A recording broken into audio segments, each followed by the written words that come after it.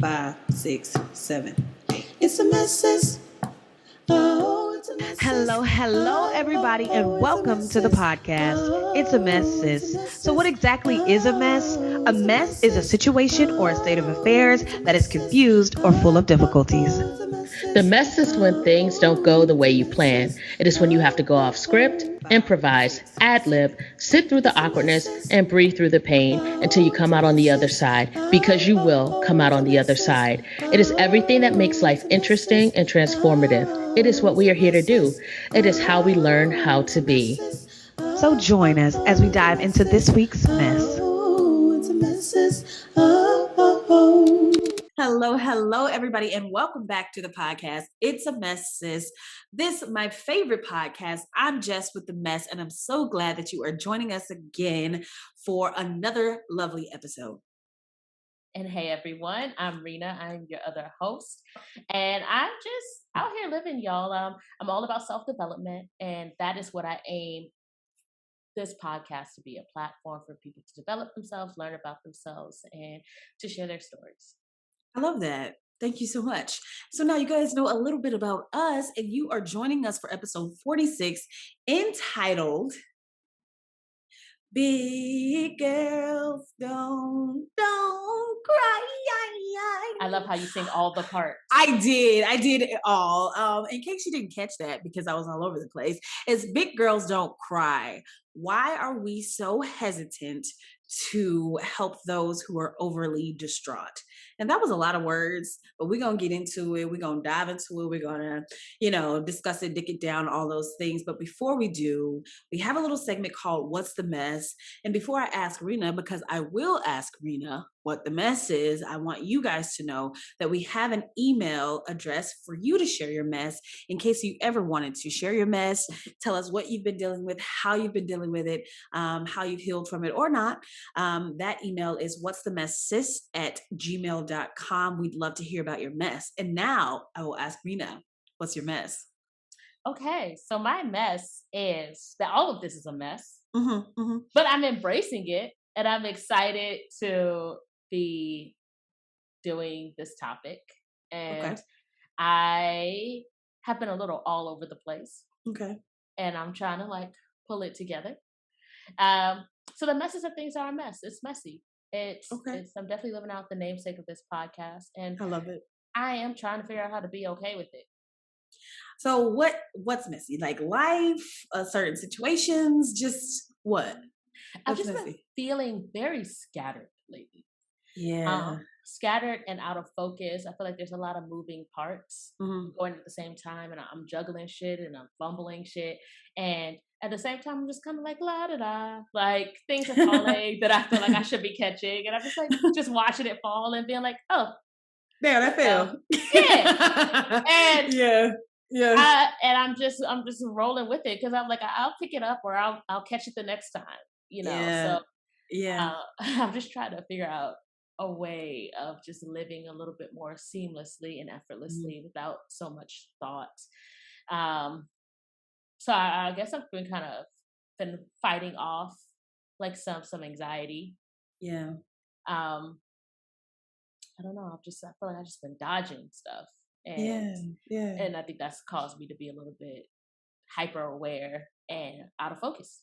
I got you. At the same time. You. It's understandable. I feel like when I have those moments, I often ask myself, like, are you okay? Are you okay? Oh, I definitely ask you.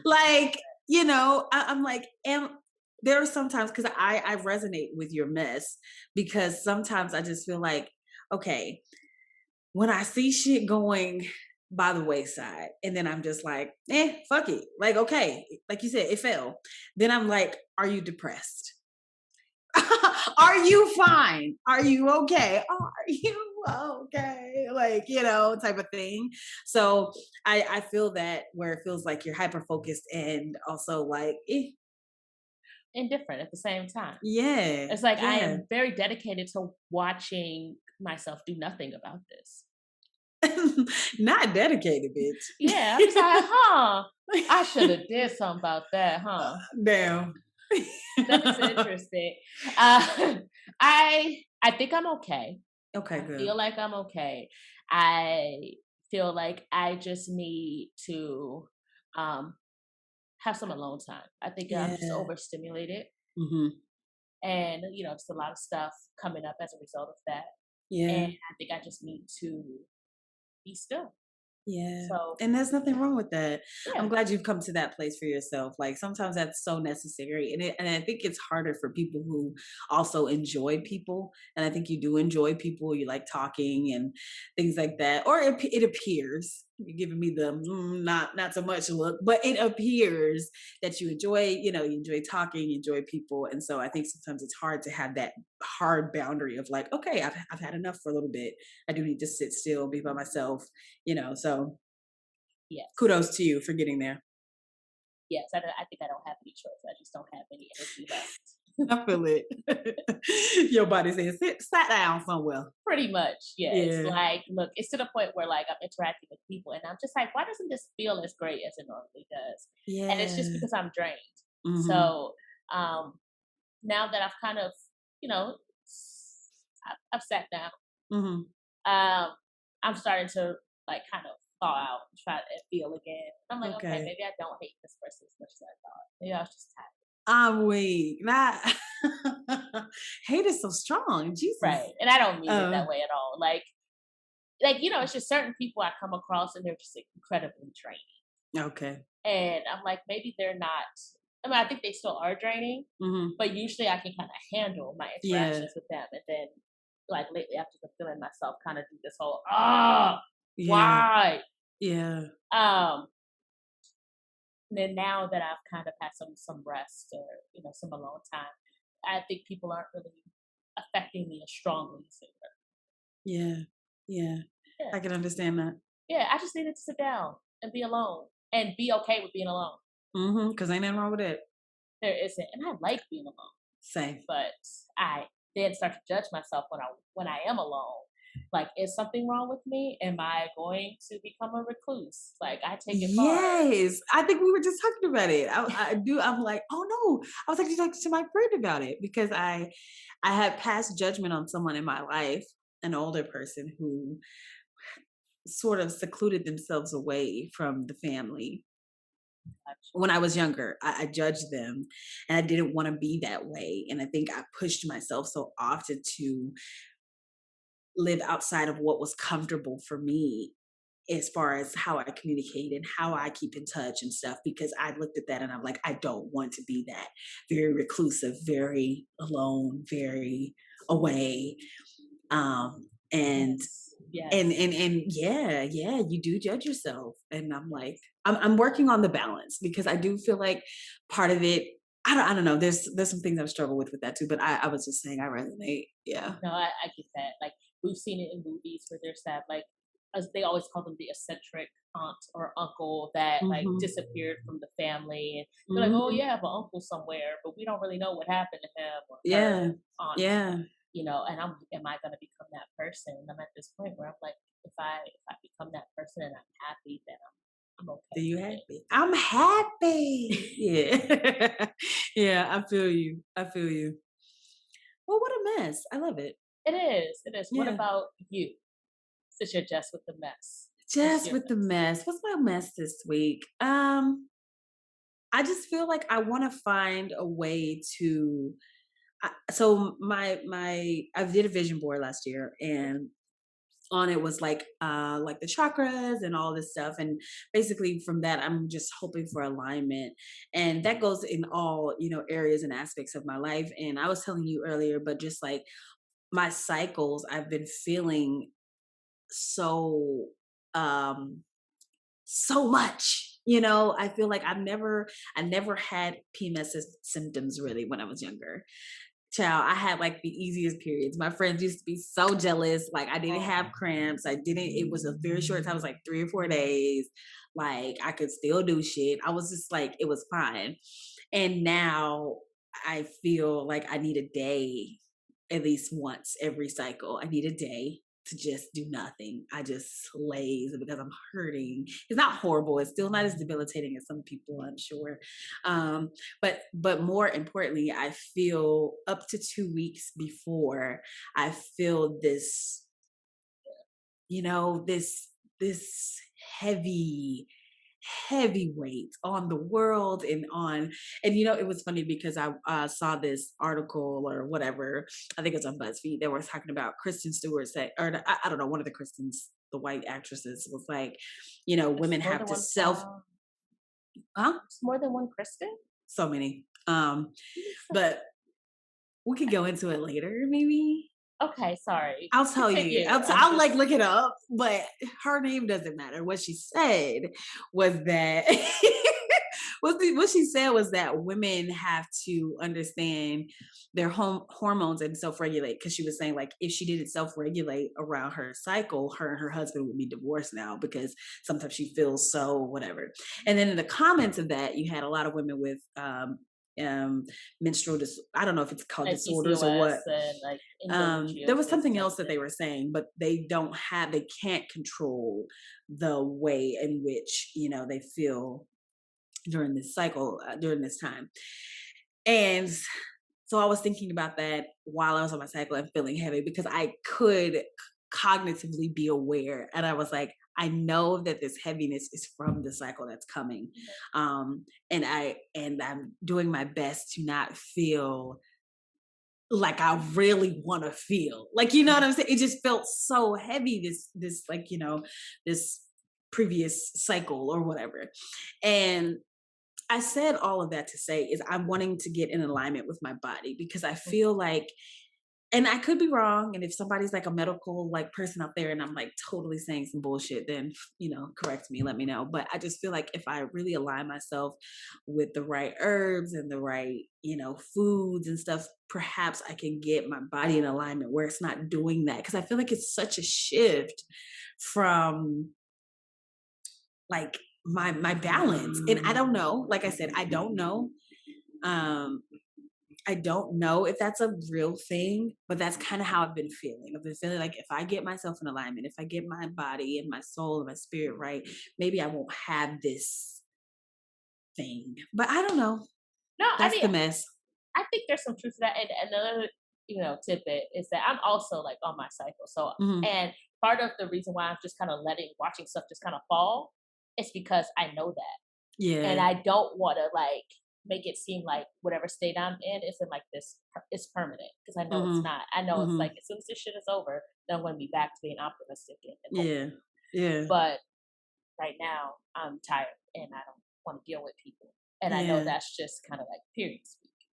Yeah. So I get you like kind of wanting to know your body, kind of getting into alignment so that you can kind of work with, you know, kind of who you are and how you're feeling, and have an Yeah. understanding of what's your baseline and what's not.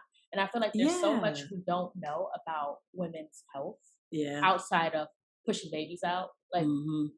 because science has been male dominated. There just really hasn't been that much interest kind of into Us. how into us, yes, Yeah. Yeah. outside of what benefits them. Hmm. So I do think it's important to know yourself, to know Yeah. yourself. Um, and then I'm also like, is this just me getting older? Yes. Um, I'm sure and that's I what it didn't is like too. when, because I asked my doctor this. I'm like, look, I'm experiencing this. I'm like, something's wrong. And then he's like, Yeah. yours just kind of changed. I'm like, that's it. That's all you have for me. Yeah. I go from being hopeful to not wanting a damn thing to completely indifferent about Yeah. life. Yeah. And you're just telling me, That's normal. that's normal. I'm like, are you on your See, period, sir? right. I do take what practitioners say with a grain of salt, because they don't know you, they don't know your body. And there are some universal truths, and yes, periods do change and things like that, but I think you have to know yourself also. And to go from such an extreme, and not to say that it will change, but maybe it will if you because actually a friend of mine, I was actually having a lot more pain. There was a lot more cramping, and she was like, "Maybe you need some probiotics, like kombucha or kimchi or something, to kind of like eat that extra estrogen up and blah blah." Because I am of an age where close to being premenopausal. I know. Oh my God. But once you told me that and I started doing it, so I would drink like a kombucha or two, like during those couple of like weeks before, and maybe like one or two like on my cycle and stuff. It definitely helped. So that's why I'm having this thought, like, okay, well maybe I can do that with the emotions as well. Maybe there's some recipe of like herbs and spices, and I really want to get back into like, or not get back to, but I guess get to a place where I really just have this basis of knowledge of like how to heal myself internally from roots and spices and herbs and the I things like that that. have been put upon the earth. So I don't know, that's my mess, and I'm saying all this while not actively doing it, but that is what I strive Well, for. I think in the meantime, until you figure all that out and what root and what leaf, that you Uh-huh. brew or steam or Uh-huh. whatever you got to do Uh-huh. to that stuff Oh, double can double help, toilet yeah, trouble. whatever elixir you need to Right. concoct. Uh-huh. I just accept. I'm like, yeah, I'm on my period. Like, I get Yeah. it now where there's women who are like, don't talk to me, I'm on my period. Because I wasn't like that. Yeah. And now I'm kind of like that. I'm like, fuck it, I'm tired. Like, I don't I'm on want to my hear period. And if it. you don't want to deal with this, then y'all Leave me already only be. pay me 75 cents, on a dollar. Right. So you might as well give me the time off. I need period leave. Period leave. Period Literally. leave. And I actually saw like another like little article or something with just how they actually revered that time of the month in some other cultures, in ancient times and stuff. And I'm like, right, because it's very sacred. Like it's a lot. We're experiencing a lot during that time. And so Yeah. yeah, that's the mess. I don't know. Right. Y'all want to complain about PMS and experiencing it with us. I'm like, let me sit my ass at home. Period. Period. Period. Period. You're so ridiculous. Just saying. Period. It's a period. After I struggled, which was part of a mess, I struggled with this lighting. But this kind of looks like a Vlad TV like interview I love lighting. it. I love it. It looks Okay, good. It looks okay. great. I just had to say that. You All weren't right. struggling. You weren't struggling, but it looks great. It looks great. So, Jess, remind us again, what are we talking about this episode? Girl, I don't even know. I'm just playing. It's Big Girls Don't Cry. Why do we hesitate to help those who are overly distraught? This is episode 46 that you're joining us for, and we'll tell you now why we chose this topic. Honestly, I was thinking about why I wanted to, going back to the mess a little bit, it was during the start of my like emotional little thing that I was going through, and I recognized that it was because of my period, and I didn't want to be hysterical. I didn't want to be as emotional as I was feeling. And then I saw someone who was homeless. And generally, I don't know if you guys know, but so I've made a pact with the universe, God, whoever, that if someone asks me if they're hungry, I will feed them. And I have been provided the means to do that. It's not everybody, but when somebody says I'm hungry, I do that. But I saw someone and they looked really down and out. They didn't ask me for food, but I saw everybody avoiding this person. It was a homeless person. And I saw everybody avoiding this individual. Now, a mere 2 or 3 steps past him, there was a man who was also homeless, but he was just like, hey, can you give me some food? And people got him food. So it had me thinking, like, why do we ourselves not want to be overly distraught? And why are we so hesitant to help those that are like more dire than not? So I don't know. That was my reasoning behind it. There was a lot of moving pieces that went into it, but that was kind of where I was coming from. It's like, yeah, that was where I was coming from. But why did you agree? Okay, so as you all know, this is Jess's topic. So Oh, I right. agree because she was just so overly distraught when she brought this topic Wait, to me. shut And up. I decided that I wanted to help her by no, I when she brought it up, I thought it was interesting. And we did some back and forth about what it really meant. And we're probably going to do that again in this episode. Yeah. But I thought it was a fascinating topic. And, I just thought it was fascinating. And I want to take a look at it for myself. Yeah. Because I don't know if I'm that person. I would think I'm a social worker. I would think I'm not that person, but I don't. I wouldn't be surprised if I am amongst the mass of people who avoid those who are overly distraught. So, Yeah. um, I just thought it was a worthy topic, and I wanted to, kind of see my own thinking Hmm. on this topic because I think it's Hmm. important. I think helping Yeah. people, us working together, we're in a giant group project, whether we want to acknowledge it or not. Yeah. So I just felt like this would be a good thing to kind of analyze, Right. Right. for myself. Well, I'm glad that you agreed to it. And I would like to analyze it for myself also. So now we're going to dive into this episode. But before we do, we'll tell you the agenda and I'll pop back over to Rena for that agenda. Tell the people what we're doing this episode. Well, the agenda, as always, is the DIC, to dig Hmm. it down, which stands for define, impact, and cope. Hmm. So this episode, we're going to define, what it means to be overly distraught, what Hmm. it means to hesitate. Hmm. Um, then we're going to discuss the impact of that, and then we discuss with how we cope with all the information that comes out of this conversation and how we'll proceed in the future. We've set up this podcast so that Jess or I will either let you know which section we're in. You'll hear Hmm. most likely Jess say we're at the definition, impact, or cope, and that is to allow you time to jot down your answers, interact with us, just see how you feel personally, because we've designed this to be interactive and it's supposed to be a self-exploration for yourself. But if you want to hang back and just listen to us, talk our shit, that's okay too. Yeah, it is. Yeah, it is. Right. Lovely. Thank you That's for it. that. And now we are to the definition. Okay. So the definition that I wanted to start with is distraught. And if you've been following, which I know you have, and I'm about to go on over to that girl Google. And what does she say? Google tells us that to be distraught is to be deeply upset and agitated. Mhm. Um, and then so hesitate is the other word that we want to define. And Google says to hesitate is to be tentative, unsure, or slow in acting or speaking, which I think is, perfect. So to be distraught, I feel like to be distraught is discouraged very early on. Mm. When you're a kid and you're crying, oftentimes your parents are telling you not to cry. Don't cry. Like, relax.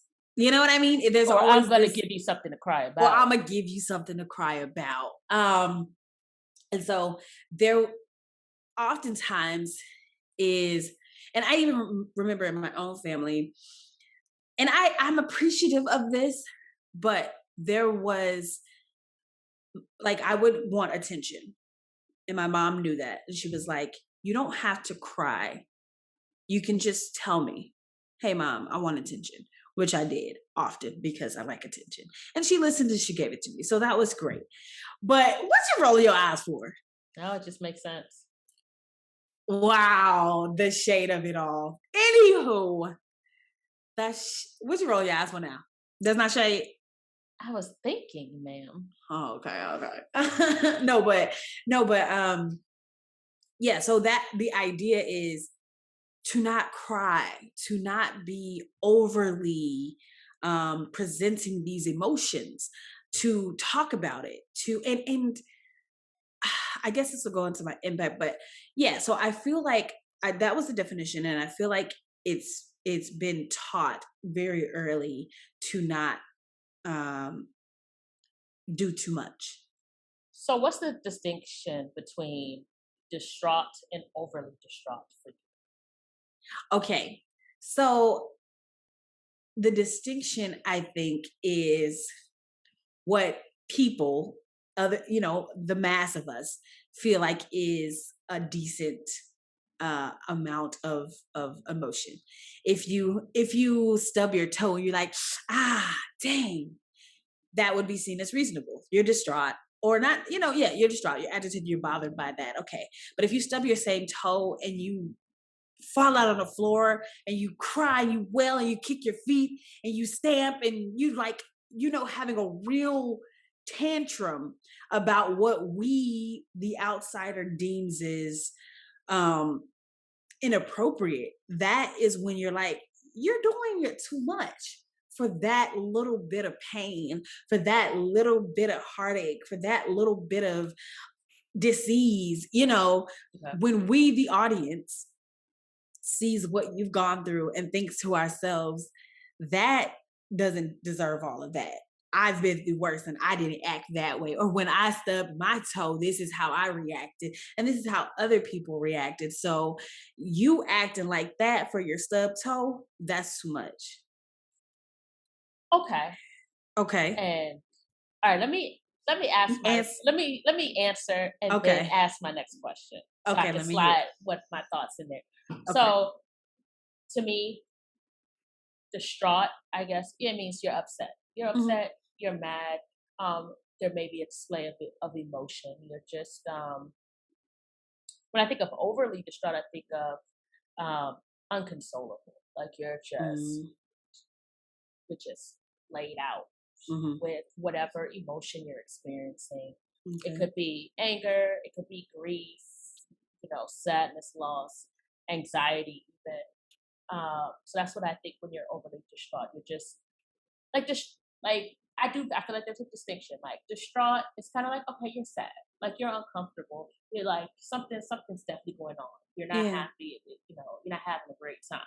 Yeah. And then overly distraught, it's like everybody knows. Like you can't help. Like I feel like you can be distraught and people be kind of missing. With overly distraught, it's like you can't help but see this person Mhm. is just busting out the seams with Mhm. unpleasantries and Mhm. just not having a great experience right now. And it's Yeah. visible. It's Yeah. like you can detect it with all of your senses. Yeah. Um, to hesitate, for me means to wait. Right. There's a delay. Mhm. Yeah, tentative. Skeptical. Just yeah. I was gonna say hesitant. Yeah, uh that could go in the definition. huh. Yeah, hesitant means hesitant. Right. Yeah. Yeah, duh. Yeah. Right. But my question for you was okay. So you brought up the example, you stumped your toe, and one person's like, "Ow," right? But then somebody stumps their toe, and they're like Peter Griffin, and ah, for like a whole episode, right? That's overly distraught, right? Now, what if the incident that happens isn't something, like stubbing your toe? What if it's like you have like a chronic illness, or something that is, you know, that's more intense? Do you still have that same definition for like overly distraught? Do you feel like there's a distraught way to go about it? That there's an overly distraught way? Like, do you get what I'm asking? Yes, because that's kind of how I was breaking it down to you in the when we were talking about it before. Right. I feel like we don't distinguish if what if you are in pain for too great a time. It don't matter what the pain is. I feel like this is my perception of us as beings. I feel like we don't like that shit, which is why people who are depressed on a consistent basis, it's like a clinical diagnosis, have trouble with their friends being there for them throughout the full thing, or somebody who's lost a parent having lost a parent. I can tell you that an acceptable time period for grieving is not a real lifetime period. The grief lasts a lot longer than people are willing to look at it and talk to you about it. Um, Mm. so I don't think that we, and I guess I should speak for myself. I had a parent who was sick for a long time. And when she was initially sick, so I was younger, and I appreciated and I think I just had an understanding of what it was. Like this was what she was like before, and now she's in this pain, and so I have this huge understanding. And I think over time, I don't think my mom was ever overly distraught about it, so that's different. But I do feel like over time I lessened what it might have actually been in my head because that was just the norm for her. Okay. Um, so I don't know. I don't know. What do you think? So I don't even know what I think. I just wanted to like piggyback on what you were saying. Mhm. So do you feel like you got So you used just to it? not gonna answer the question? No, ma'am. No, ma'am. That no. You think about it. Okay, let me think about it. He said, I don't know. Anyway, new question. No, it wasn't that. I think I was just kind of I'm just I was fucking with you. expanding on it. Um, I wonder if I'm going to answer it with a question, which Okay. is I wonder if it's that because having a loss, it does feel like maybe people's attention spans, Mhm. just don't stretch very long Yeah. past the incident. And then Mhm. also there is that part where we adjust as humans, as people, as beings. We get used to things and Yeah. things that at one point was something that was like a big incident. Over time, if you keep having that incident, it just kind of becomes part of that person's life. Yeah. It's like, oh, she was sick for a while. That's Mhm. like that's just kind of like who she is. Oh yeah. Yeah. She just sick. Um, right. So part of me, I'm like, I don't know. I don't want to think that it's people not caring. Maybe it's us just being adaptive beings. Mhm. Now, but if that person is still distraught and struggling, If they're right? still feeling, if they're still acting how it was at the very first time that they were experiencing that pain, they're still like, That's when it becomes overly distraught. So you're pretty much saying distraught is acceptable, but then once we deem it overly distraught, we're like, you're being dramatic. yeah. We're pretty much in the impact at this point. I Yes, I feel was thinking that too. we're I in was the thinking impact. that too. I was thinking that too. So to answer your question with that, um, part of me I feel like we perceive it as weakness. There we go. There's that. Yes. Yes. Okay. Go ahead. Okay. Sorry. I Yeah, we think I perceive it think as we weakness. perceive it as weakness, we perceive it as vulnerability, and we have a great fear of that. Hmm. And so when we are confronted with somebody's weakness and vulnerability, we feel like we are exposed to it. It becomes too real for us. Oh, So we that's want to avoid exactly it at it. all costs. Yes, that's exactly Okay, so it. episode over. Period. We I can done. We just get up. did I it. can just leave. No. We can go. We can go. No, that's exactly it. That's exactly when I was like thinking on it. I was like, I feel like it's like exposure. You're like, oh no, I Mhm. can't be exposed to that Right. too much because if you're crying so much about the shit in your life, now I got to think about what you're going through. I'm experiencing that through your eyes. And then I think about what I'm going through. If somebody were to just bust out crying, talking about their parent, and it's every day I'm hearing that, that's going to make me think about my parent that I've lost and every day, and, or whatever it is, it gets you back to a place that is uncomfortable. Or even like the homeless person, I think it's like because even just being homeless, I think that's like overly whatever for people. And that's why when they're there at the corner with the sign, people just avoid eye contact because I Hmm. feel like they're like, I feel like it makes you think, first of all, outside of yourself. It makes you feel like, okay, what if I'm in that position? And, Right. and there's, I don't know, there's so many That's moving parts that's with what I'm gonna this. Like, say. yeah, It makes you think, oh shit, it's possible. Like that could yes, be me. yes, yes. And I have a question for you. Are you done? Did I Or cut are you you off? finished? Are you done or are you finished? Yeah, I'm done. Okay. Do you feel like people can like build up a tolerance? Like I feel like there are people because like when you were talking about like talking to someone whose parents passed away and then that Mhm. triggering your own grief. Like I do feel like that happens. But then Yeah. I also feel like I am able to stay in the conversation longer because I have that experience. Oh I feel yeah. like I feel like it's a little bit more uncomfortable for someone who hasn't had that experience yet to Yes. stick around. Yes. I do think you build up a tolerance for certain things. I feel like, so those of us who have lost people, there's oftentimes like dark humor that we Oh, express oh, that people who haven't experienced that kind of loss, don't understand, and Yeah. it makes them a little uncomfortable. Oh, hella And uncomfortable, and they want to yeah, convict your ass. right. And so I think there is a certain tolerance and a certain appreciation for things. But I think what I was saying was like when somebody's talking about their parent initially, I'm fine. Let's talk about it. Or like, or their like deceased parent. Mhm. I'm there with you. But if every day I see you, you are on about the missing of your parents, and you are on about how sad you are without them, or you're on about this and that, like that will eventually get to me because I miss my parent. There is no amount of time that will go in my life that I will not miss my parents. There's no amount of time. So, if you're distraught about your parent right now, I, I'm here for you. I understand. I can be there for you. I'm empathetic to the situation. If you talk about it every time I see you, and I see you frequently or whatever, and now I'm having this. So it's an emotion that you're like, you're giving to me. And it's sometimes you don't have the room or the capacity, or it feels like you don't have the capacity for it.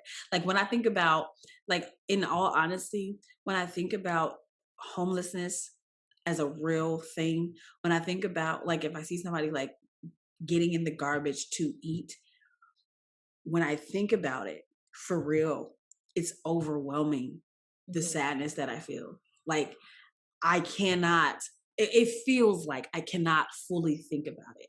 I can't Mhm. fully see it. So if you're overly distraught about something that I already am having a struggle with just by living, I struggle with the idea that there are people right now that don't have clean water to drink, that don't have food that's healthy, that doesn't have food that's, nourishing, that don't have shelter, that are freezing to death in some places, because they don't have shelter.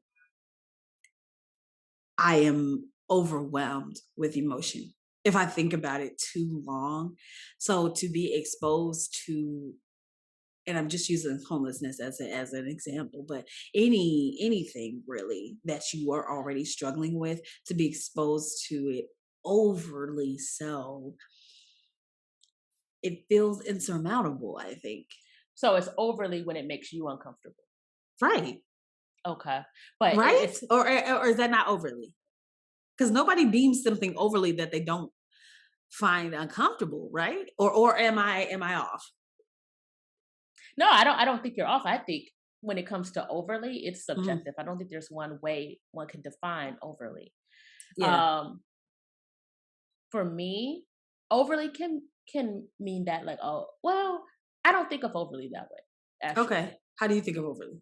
overly, I feel like when I think overly, I think dramatic. So I think you're making a scene. I think Okay. you're disrupting your life. I think Okay. non-functioning. That's what I think of overly distraught. Okay.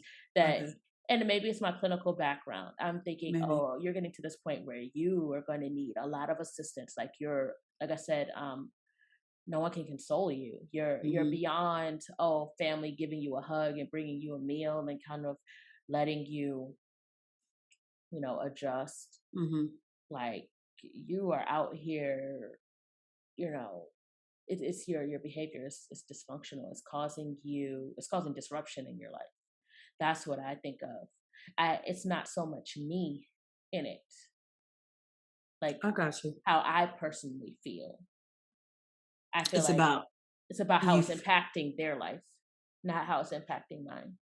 Mm. That's what I think Mhm. of when I feel like somebody's overly distraught. I'm kind of like, oh, they need like some extra support. And I think it's the social worker in me that Yeah, that feels makes sense. that way. That makes Um sense. and right, because I feel like if somebody is going through something and it's triggering something in me, that's my emotions. That's me. Well, yeah. Yeah. So I don't think that they're doing too much. I just think Mm. that is highly impacting me and that I need to have some support or I need to have some boundaries or I need to do Yeah. something for me. There's Do you I don't go ahead. No, no, I'm sorry. It's not about me wanting them to stop Mm. or them doing something to me. I think that's just their experience. Yeah. Do you feel like that's a majority opinion? No. Okay. Oh, because I think, I just go ahead. I'm sorry. I mean, like I said, I think I've been exposed to um, a lot of people who are overly distraught. Yeah, So I have had to learn to distance myself from it. I got you. But I I got don't you. think it's as common for people. I do feel like people should practice it more though. It's a good idea. It's a good idea. Yeah. Okay. So we said we were in the impact, but we never really said. But I will say what the impact for me has been. And I think it's to lessen my feelings. So you avoiding or being hesitant to help those who are overly distraught, it's to protect yourself. That's what you're saying. No, no, no. I was saying, Okay. like, and it's not even really just me. It's more so seeing how people react to those overly distraught. Though those are the people that are, inconsolable, or who don't are not just bandaged up quickly, who don't fix with the quick fix, who don't just go with the flow.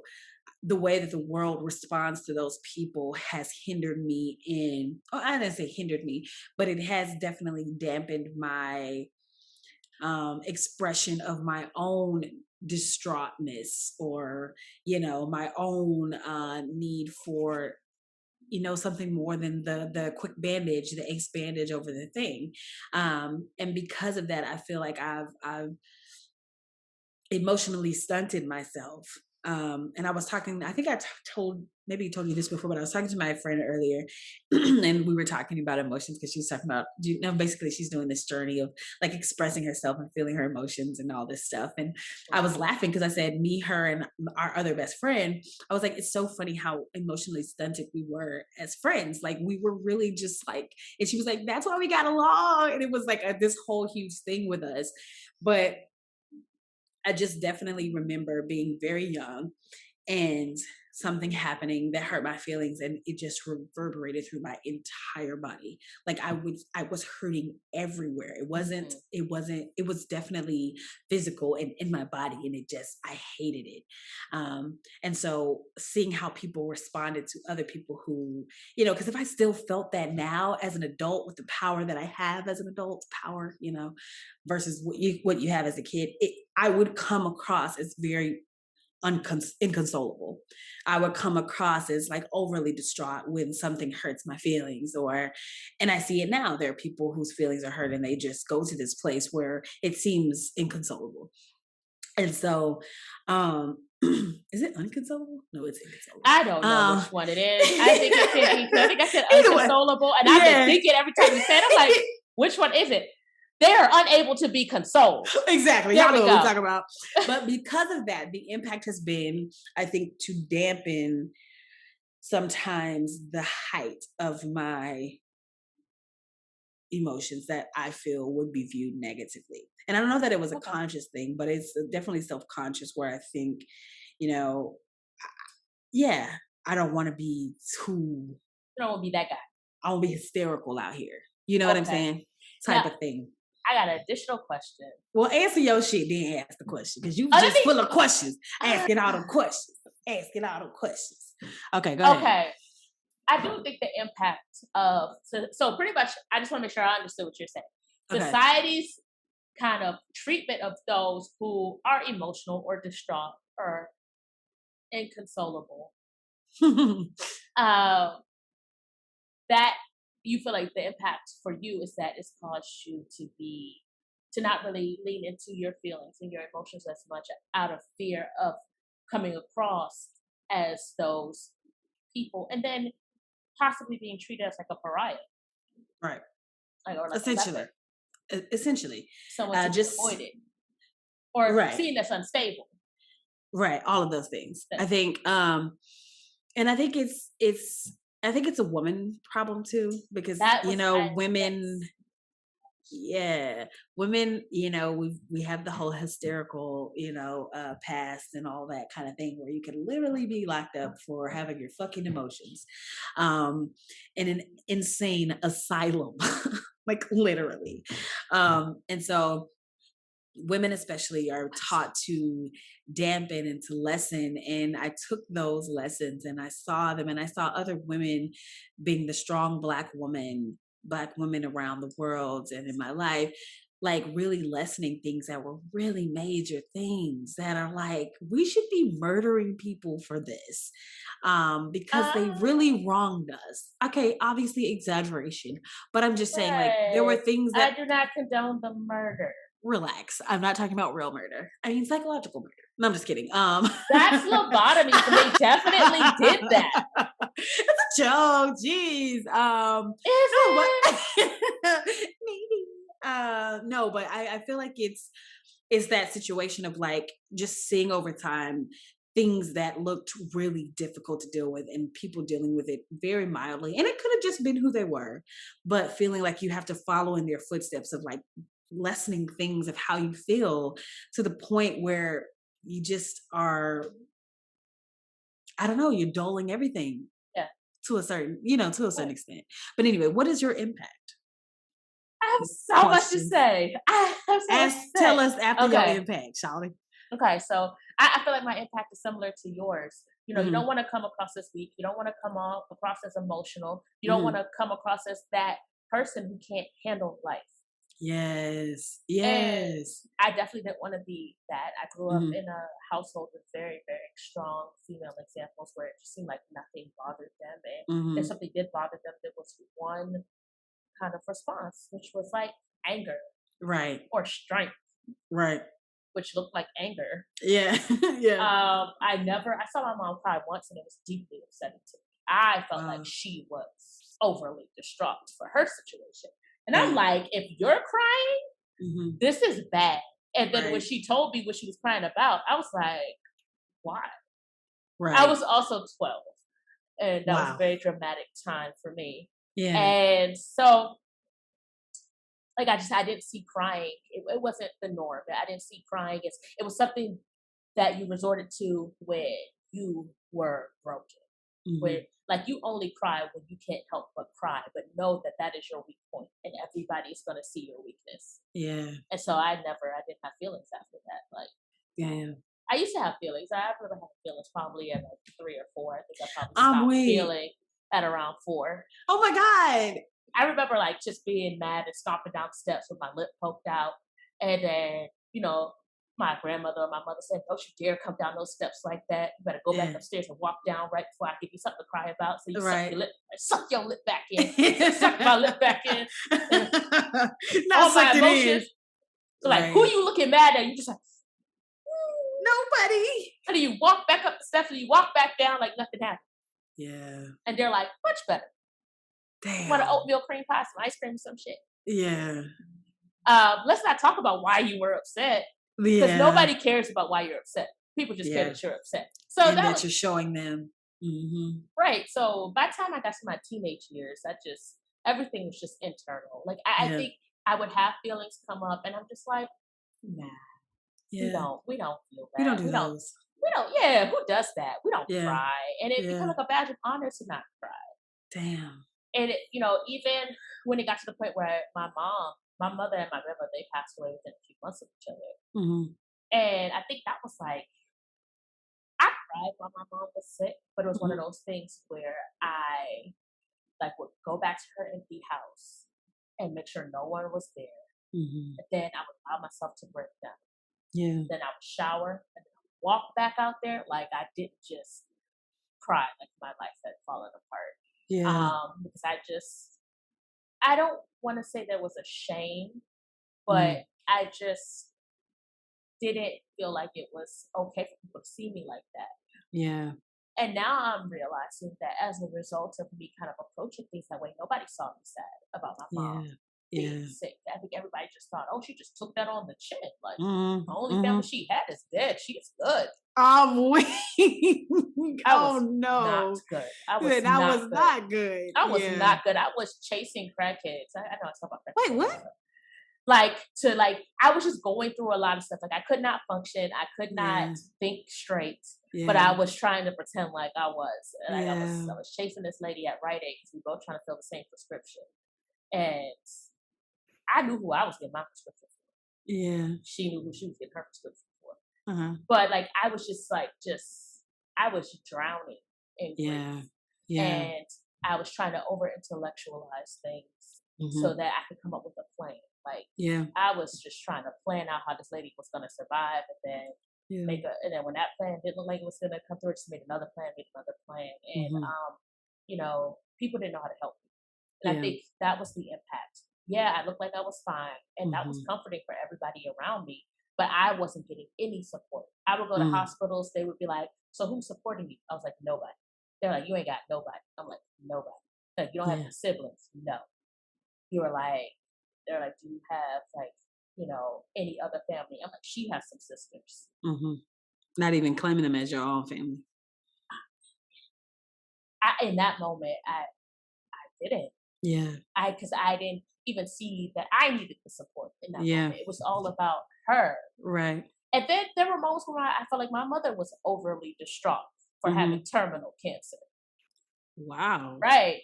And I was just like, I don't think you've been just a little dramatic. Oh, But wow. I think that was out of my need for support. Of course. And it got to that point where, like you were talking about earlier, it got to her pain got to be too much for me. Mm-hmm. And it was starting to trigger my pain. And I didn't want to Mm-hmm. cry in front of that lady. Mm-hmm. And she didn't want to cry in front of me. And I could see her trying not to cry because this is what we do. We don't cry. Mm-hmm. But I kind of wish I would have. Yeah. And then eventually I did at the end. It was at the very end though. Yeah. But I don't think we realize how much those tears are they're clearing Mm-hmm. and they're comforting. And I Yeah. feel like I'm even right now, just kind of, am I like tap dancing on your feelings or something right now? Yes, a little. Okay. Okay. Um, And it's okay. It's fine. But yeah, I feel you. right. Like, because I was trying not to be overly distraught. She was Mm-hmm. not trying to be overly distraught. We didn't get the support we needed from people. Yeah. People felt a lot more comfortable, but we didn't get the support. Yes. Wow. So Wow. after she passed away, I was like, I am not dying like that. I am Yes. not living life like that. And I'm Mm-hmm. going to cry, damn it. I am not every woman. I I am know not that's right. strong. I am Okay. human. This shit hurts. Life Mm-hmm. hurts. I am Mm-hmm. grieving. And it even took me years after she passed for me to even get to that point. Yeah. Yeah. So, Wow. Wow. Wow. Woo. Yeah. That is devastating. No, I'm not just talking about just the situation, but I'm talking about the fact that that is how a lot of us deal, by just lessening it, just turning the volume down while shit is really screaming in the background, but you got that shit on -1. But meanwhile, it's back there blasting, it's blasting. And you trying to mute some shit that's unmutable. Oh, wow. exactly. And Wow. that's why I appreciate and I acknowledge homeless people when I see them, when they don't Same. cuss me the fuck out. I mean, They do. They cuss me out. They're like, the yeah. fuck you smiling at? I was like, sir, I was just I'm just saying trying to say hello. hello. I was just Jeez, saying I was just you're human. I acknowledging see you. right, Yeah. exactly. They're like, don't fucking see me. See over there. I'm like, oh, okay. Oh, okay. Because Yeah. you know what? I feel like it's one of the most vulnerable positions you can be in. Mhm. And I feel like I need to see that. I need to see that people need help. That Yeah, at times life is hard. it And is. I feel like they're not lying. When you're Right. homeless, you can't lie. It is what it is. Yeah. Everybody can see it. Yeah. Yeah. Oh Um, man. I don't Oh wish man. it on anyone, but I think I've said this to people. I mean, it may have been to you. Like people who are homeless, people who are drug addicts. I feel like there are people who couldn't lie, who couldn't just keep up the facade, Mhm. who are like, Mhm. I am in pain, I am hurting, I have frayed family relationships, I Mhm. have limited support systems, and this is why I am here as a result of this. I am Yeah. trying to cope the best way I can. Mhm. Um, And I think that's why we run from those people, because we all Yeah. know we have those same issues, but we're able to still lie about it. We're able to Mm-hmm. still hide and Mm-hmm. pretend like we don't have these issues. Like, honestly, if something were to happen to me, if, I became overly distraught, my grief like just packed up to a point where I just couldn't deal with life anymore because of my relationship with my family, Mm-hmm. I probably would be homeless. My guy, you can come stay on my couch. Relax. But I'm just saying, I like, know what you're if I saying. if I'm I just giving you only had shit. to go off of my family, if Just I didn't family. have, Yeah. if I didn't have friends or anything like that, and not because my family wouldn't accept me, because of my own pride and Oh, wow. my own like lack of vulnerability. Yeah. I would be the person Wow. that goes to the hospital, be like, "Do you have any kin?" And I'd be like, "No." Wow. Wow. Oh my And it's God. not because of them; it's because of me. Oh, that's some real shit. And I Oh. and I feel like a lot of people who are out there Mhm. who are homeless, 'cause that's what we're talking about. That's one of the examples. Um, it's not all them either. It could Right. be like they have just toxic family environments. Mhm. Yeah, Um, sometimes. sometimes, and there's some people out there who just don't know how to. I mean, not showing like a full, like, what's the word I'm looking for? A full picture of emotions. I mean, that's Mhm. kind of toxic in itself, you Yeah. know. And if you're afraid to go home because you're gonna look weak, that's a bit toxic. Mhm. So Mhm. there are people out there who are afraid to go home. They're afraid to look like the weak one, or they're afraid to look like the Yeah. black sheep. So they're like, I'll just Stay out make here. it on the streets. Man. Man.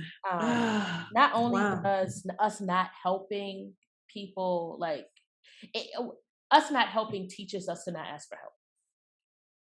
There we go. That's real shit. And that actually brings me to my cope. Oh, okay.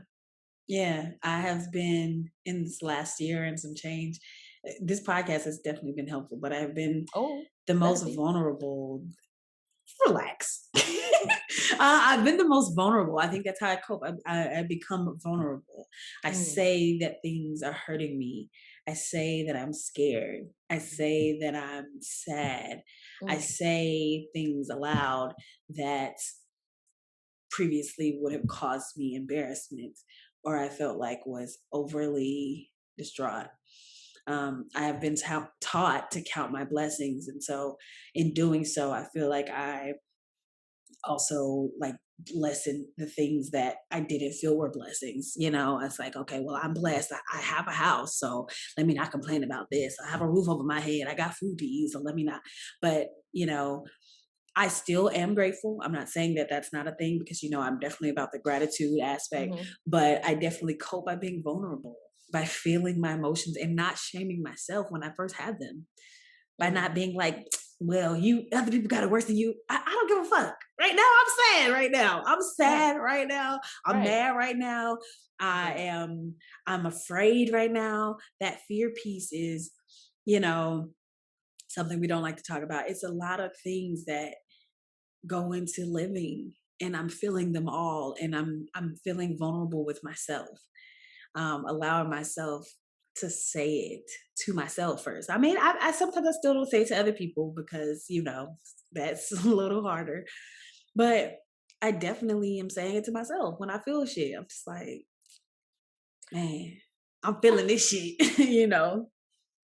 I feel like when it comes to vulnerability, and I want to do a whole topic on vulnerability. I want to deep We down need to. vulnerability, and I Yeah. feel like I brought that up, or maybe I didn't. Maybe something that was just stuck in my head, Maybe. because there's a lot of people out there who are like, they're putting their emotions out there on Front Street. We see it all the time, all the subs and Hmm. stuff on Facebook and Instagram, Hmm. and they're like, I'm just, being vulnerable, you know, Hmm. and part of me is like, is that really like vulnerability? Is it something that you have to proclaim outwardly? Like, are you just using your feelings? Like, I feel like a lot of people weaponize their feelings Hmm. to make other people uncomfortable, and I don't know if I count that as vulnerability.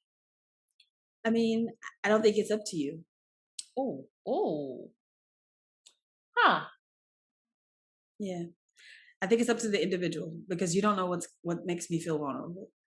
And That is true. I guess. regardless of how you feel about what I have said, if that was a vulnerable position for me to be in, then I was being vulnerable. So, I mean, we'll never know. We'll never know. Because, like, when I think overly distraught at times, I do think about those dramatic displays of vulnerability where people are crying and have these outbursts, and it seems like it's less about people, it's less about getting help, and it's more to just kind of back you off of them. You know, when people go and they tell you they're like the worst things that's happened to them, and you know, you're like, okay, you've listened to it, and they always conveniently bring it up when you're asking them to do something for themselves, or you're asking them to be accountable for their behavior. That's what I mean, and you deal in social work, so I'm sure you have a lot of situations where these things are applicable. I mean, and with everybody too. But I do think for the most part, we can't know. I mean, you're right. But I think like the most important part that you said was that you have to like be vulnerable to yourself. I feel like there's a lot of people who, like I said, I can't, you're right. You're absolutely right. I'm glad you said that. I can't tell people if they're being vulnerable or not. I know for me that being vulnerable to myself is more important than me like putting stuff out here. There's stuff that I say out here and it appears that I'm vulnerable. But it's because I've already accepted what I've said out here. So I don't really give a fuck what you think anyway. Exactly. So I'm not really being vulnerable. You had to do it with yourself first. I did it with myself first. Yeah. So I too. So is that your coping? Okay, yeah. I was getting there. Okay. I've had situations even this week where I started to feel myself like get distraught about things, and I've had to say, you know what? Okay, yeah, you did that. Yeah, that was a bit immature, or not even that was a bit, or like, yeah, you get that. Okay, you know, you feel like you may have embarrassed yourself. It's like it's okay. It's okay. Let's. You know, I had to accept for myself that I've done this thing. Yeah. And that was a vulnerable moment for me because I had to say, okay, in that moment, you didn't do things in a way that you didn't do things the way that you feel like your best self would have wanted you. Or I don't want to say should. I'm trying to avoid using the word should because I don't want to use should. You just didn't perform as your best self, or you didn't think something out through. You didn't think something out, or think something through fully. Okay. I was wondering what that word was. Right, I was like, what was happening? I was trying to combine fully and thoroughly and through, and it was a lot of words at once. Thank you. I feel very vulnerable. Okay, good. Actually, like being the grammar police, that is actually like a sore subject for me. Like I'm so hard on myself when it comes to grammar. So when people like pick out my grammar, or if I feel like I've used the wrong word, like I will become distraught. But but that's okay. I'm at this point where I allowed myself to feel my feelings. I've allowed myself to be vulnerable and be like, you know what? You're not perfect. Yeah. You know, at times you will use the wrong word, and then you will look it up, and then you will realize you used it incorrectly, and then you won't use the wrong word again. Or maybe you will, but Google will help you. Thank God you have Google. Thank goodness for Google. And I think that's the great thing about vulnerability, because it frees you up for help. A lot of people who are successful, they didn't get there without help. We think we have to do it alone. We do. And I think that's the difference between somebody being Jeff Bezos and somebody being homeless. It's that ability to ask for help. Jeff Bezos asked his parents for $250,000. Okay, that was a big reach. I'm like, bitch, I can ask a lot of people for $250,000, bitch, but if they don't have it, they don't have it. Maybe you should ask somebody who has $250,000. Okay, let me find them. And I'm gonna ask. When you find that person with $250,000, ask them for it. I sure will. Okay. Universe, bestow upon me $250,000. But I'm just saying, like, feeling like you're worthy of receiving help. Yeah, that's true. Feeling like help is something that you're entitled to, and we are all entitled to help. We all help each other. Like, it's funny how we're so comfortable being the person giving help versus being the person receiving help. That's real shit. That's real shit. Like, oh my goodness. And even when you need help, you'll find a way to try to be of use because we think if we don't need help, then like being of use is more powerful. Mm-hmm. You know, because they tell us in society that your purpose is to be of use. You need to produce. You need to be of use. You can't be useless. Yeah. Yeah. So that's like a whole other thing that's implied. We don't help the overly distraught because maybe we feel like they're inherently useless. Oh, damn. Being is enough, y'all. I'm just saying. Let them know. Being is enough. Being is enough. I love that. I love that. Well, I think that brings us to the recap then. All right. You're going to go ahead and recap.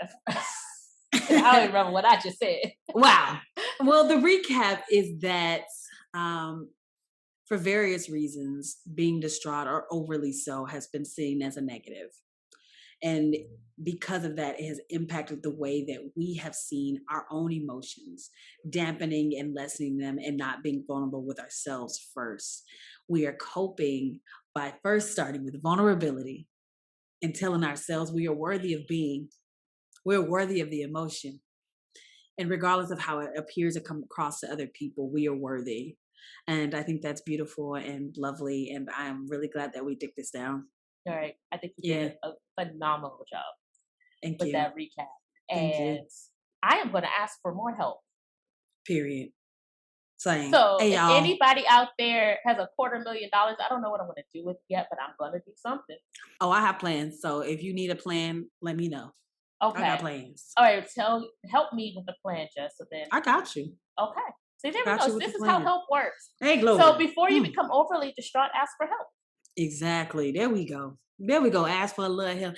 Need a little help from your friends. That should have been a title. Wow. You can still change it. Nah, it's okay.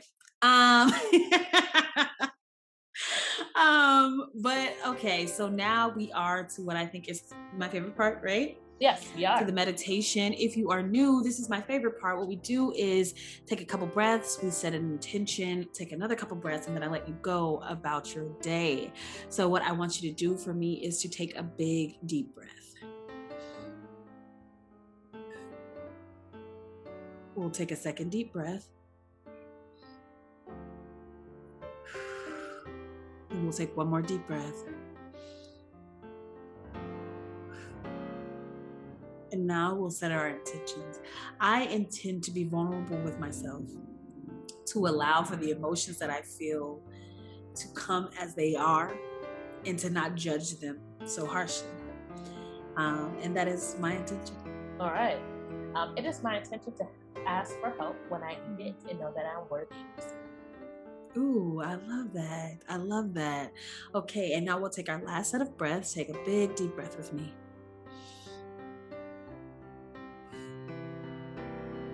We'll take a second deep breath.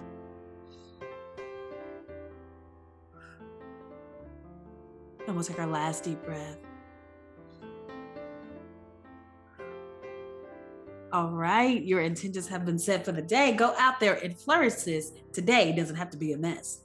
And it's okay if it is. So Liz, y'all, thank you so much for tuning in again. We appreciate your continued support. You guys are dope, awesome, hip, cool, all the funky, fresh things that you can be.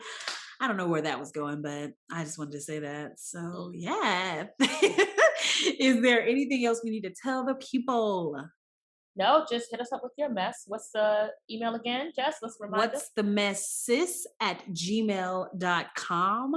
And we will read that out when we get y'all's beautiful messes. And I think that's going to be all for this episode.